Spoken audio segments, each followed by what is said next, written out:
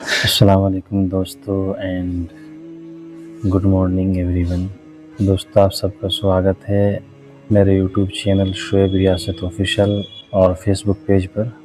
میں آپ کو ایک زبردست سبق آموز قصہ سنانا چاہتا ہوں، ایک سبق آموز کہانی آپ کے لیے، سن کر بڑا مزہ آئے گا اور عبرت حاصل ہوگی۔ ایک بوڑھی عورت مسجد کے سامنے بھیک مانگا کرتی تھی۔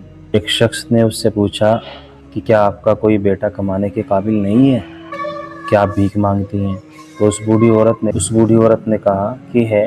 پھر اس شخص نے پوچھا تو پھر آپ یہاں بھیک کیوں مانگ رہی ہو؟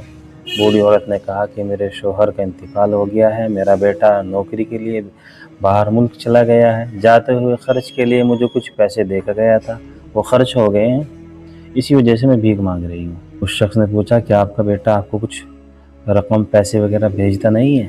بوڑھی عورت نے کہا میرا بیٹا ہر مہینے رنگا رنگ کاغذ بھیجتا ہے جسے میں گھر میں دیوار پر چپکا کر رکھتی ہوں۔ وہ شخص اس کے گھر گیا اور دیکھا کہ دیوار پر بینک کے 60 ڈرافٹ چپکے ہوئے ہیں، ہر ڈرافٹ 50,000 روپے کا تھا۔ پڑی ہوئی نہ ہونے کی وجہ سے وہ عورت نہیں جانتی تھی کہ اس کے پاس کتنی دولت ہے۔ اس شخص نے اسے ڈرافٹ کی اہمیت سمجھا دی تو وہ عورت بہت خوش بھی ہوئی، حیران بھی ہوئی اور پریشان بھی ہوئی۔ خوش اس لیے ہوئی کہ اس کے پاس اتنی دولت ہے، اسے پتہ بھی نہیں ہے، اور خوفزدہ اس لیے ہوئی کہ پتہ نہ ہونے کے کارن بھیک مانگ رہی تھی۔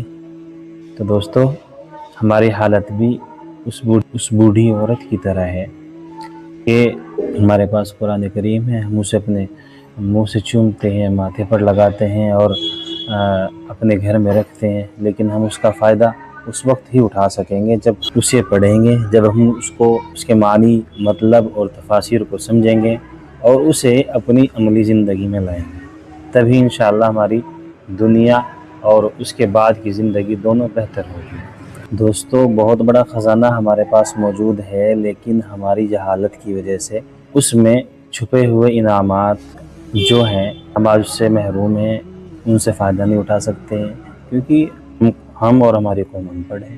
تو اس لیے میرے بھائی زیادہ سے زیادہ علم حاصل کریں، قرآن کو سمجھیں، اس کے معنی کو سمجھیں، اس کے تفاسیر کو سمجھیں اور اس سے فائدہ حاصل ہو۔ تو اگر ویڈیو اچھی لگی ہو تو چینل کو سبسکرائب کریں اور ویڈیو کو زیادہ سے زیادہ شیئر کریں اور صدقہ جاریہ کا حصہ بنیں۔ السلام علیکم۔